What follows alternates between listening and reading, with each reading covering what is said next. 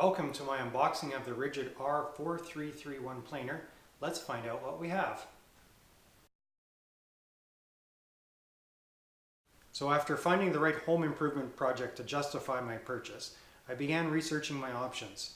I looked at a number of used ones online, as well as watching for sales in the local hardware stores. This one, the Ridgid R4331, came on sale and I purchased it. The prices, specifications, and the online reviews seem to make it very equivalent to the DeWalt DW734, which was my other candidate, but the good sale and local availability convinced me that this is the one for me. The local availability was a nice touch because it meant for easy returns or warranty follow-up if this one needs it. So that said, let's find out what's in the box.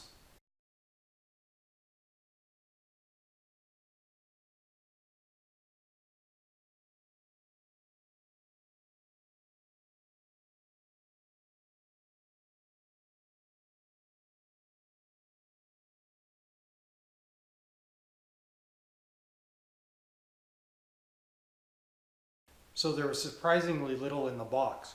We had a warranty card, a manual, an adapter for the dust collection, we had the handle itself, we had a key for the blade, and then of course the unit itself.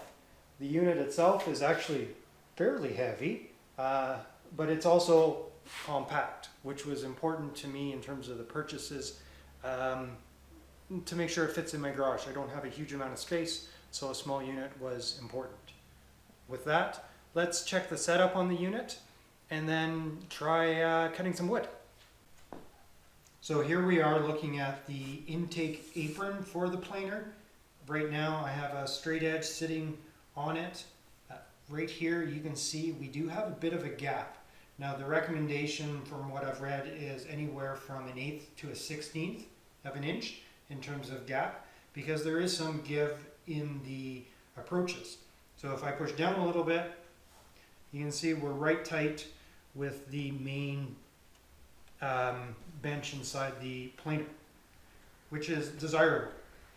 So as you think about weight from the wood or the weight pushing down from the rollers inside the planer, we do want a bit of pushback, which should help minimize snipe as wood goes through the unit.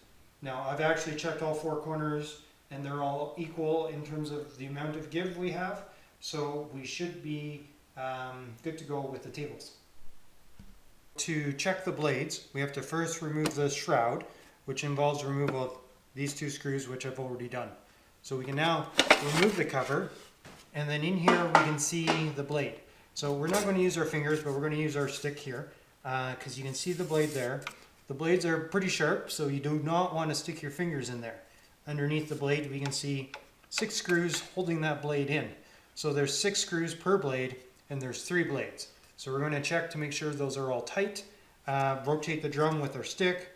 Also watching the red lever button over there, which allows us to rotate the blade.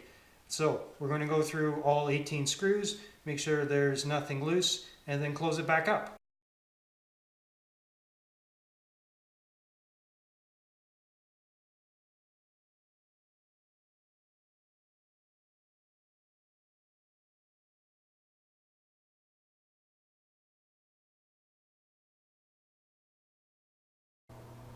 So here we have the wood we're going to run through the planer.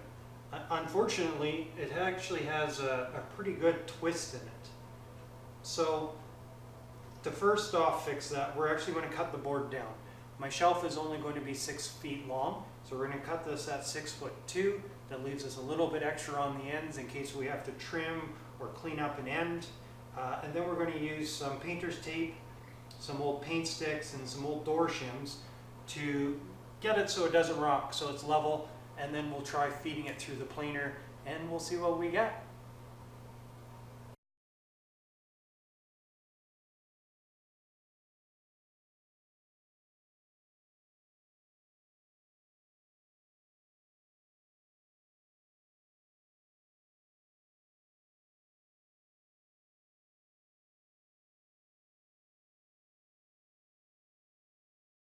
So I did a dry run with the board, just feeding it through the planer without any pressure or power or anything like that.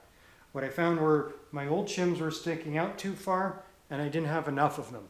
So I've added another pair of shims, as well as made them shorter, and on the ends wrapped the tape around so they could grab a little bit better. So we're ready to go. I'm going to put on my PPE and we'll fire up the planer.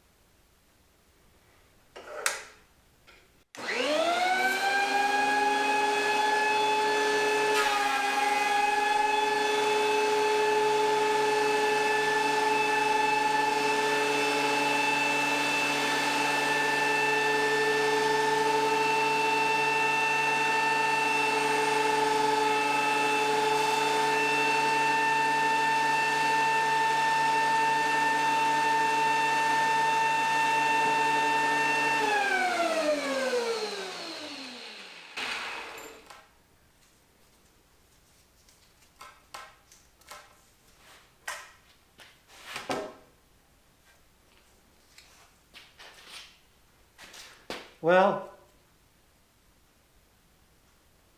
I didn't break it. Definitely need to take a little more off though. We barely touched it. I thought I had about a 64th dialed in, but I don't even think we took that. So we're going to fix the shim, dial it down a bit more, and give it another go.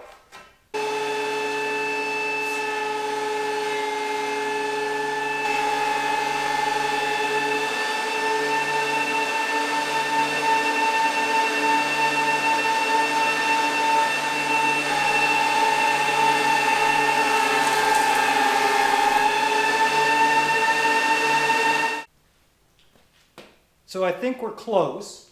We're going to pencil some marks on here to make sure we're actually planing the full width and have a flat surface.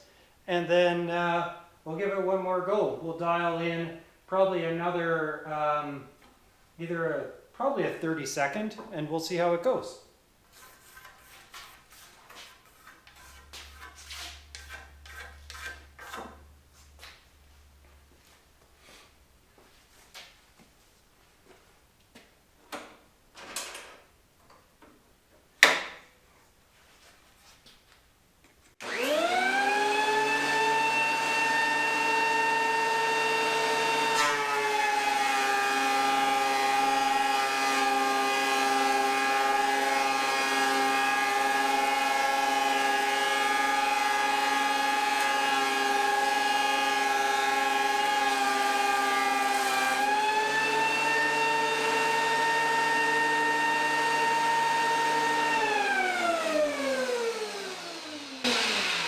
There we go. All our pencil marks are gone. Now it looks great. So we're going to pull our shims off and then give the other side a go.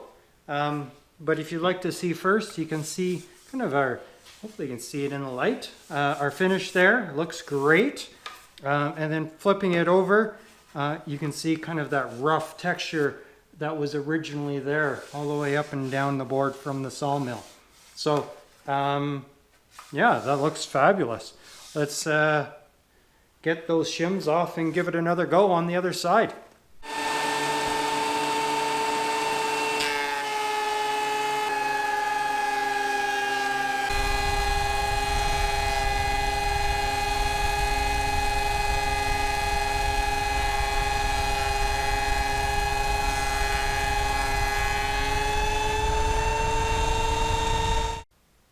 So here we are with the board. We've done a couple passes on each side. It's nice and smooth. If you put the square on it, we're nice and flush on both sides. No curves or arcs or anything like that. It's still a little thick for the shelf I have in mind, so it's going to have to go through a couple more times to get the thickness down. But for today, all in all, a great success. So I'd like to thank you for watching. Give me a thumbs up if you appreciated the video, and hit subscribe if you'd like to learn with me a little bit more on how to use this planer. Thanks, and see you next time.